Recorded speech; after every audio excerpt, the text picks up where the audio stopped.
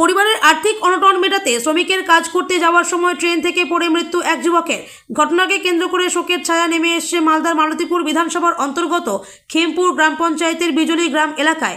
জানা গেছে মৃত যুবকের নাম ইমরুল হক, পিতা জিয়াউর হক। ঘটনা সম্পর্কে জানা গেছে বিগত কয়েকদিন আগে পরিবারের আর্থিক অনটন মেটাতে ভিন রাজ্যে শ্রমিকের কাজে যাচ্ছিল যুবক। যাওয়ার পথে ট্রেন থেকে পড়ে যায় ইমরুল বলে খবর, ফলে তার মর্মান্তিক মৃত্যু হয়। গত সোমবার মৃতদেহ বাড়িতে পৌঁছায় যুবকের। মঙ্গলবার খবর পেয়ে তড়িঘড়ি শোকাহত পরিবারের কাছে ছুটে যান মালদা জেলার তৃণমূল কংগ্রেস সভাপতি তথা মালতীপুর বিধানসভার বিধায়ক আব্দুর রহিম বক্সি।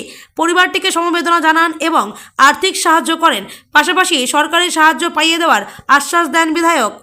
বিধানসভা মালতীপুর বিধানসভা কেন্দ্রে খেমপুর গ্রাম পঞ্চায়েতের বিজুলি গ্রামে বাবা জিয়াউলের ছেলে ইমরুল হক কাজে যাচ্ছিল বাইরে, রাস্তায় ট্রেন থেকে পড়ে মারা গেছে। তার বডি গতকালকে এসছে, দাফন হয়েছে। আজকে তার বাড়িতে এসেছিলাম। তারা খুবই দুস্থ এবং গরিব মানুষ, তার পরিবার।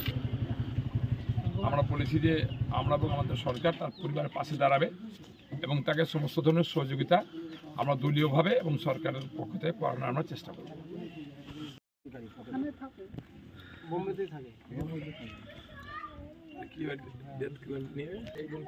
তোমাদের কিছু থাকে বলো, তখন বলে নাও।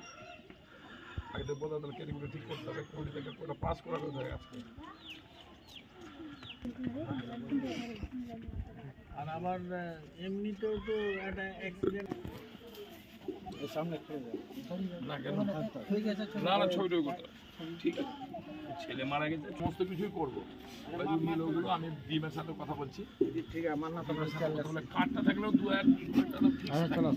বলতে হয় না কাউ। এটা সার্চিংটা করাচ্ছি কি আছে না যদি থাকে তো তুমি দেখো, যদি কার্ড থাকে বাড়ি সার্ভে হবে। সার্ভে হলে নামটা রোডের পাশে যারা জায়গায় পাচ্ছে তারা যদি এটা বাড়ি মানে বাড়ি একটাই ঘর। হ্যাঁ এগুলো ইয়ার হলে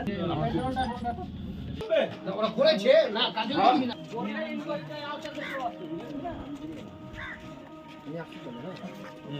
বিধানসভা মালতীপুর বিধানসভা কেন্দ্রে খেমপুর গ্রাম পঞ্চায়েতের বিজুলি গ্রামে বাবা জিয়াউলের ছেলে ইমরুল হক কাজে যাচ্ছিল বাইরে, রাস্তায় ট্রেন থেকে পড়ে মারা গেছে। তার বডি গতকালকে এসছে, দাফন হয়েছে। আজকে তার বাড়িতে এসেছিলাম। তারা খুবই দুস্থ এবং গরিব মানুষ, তার পরিবার।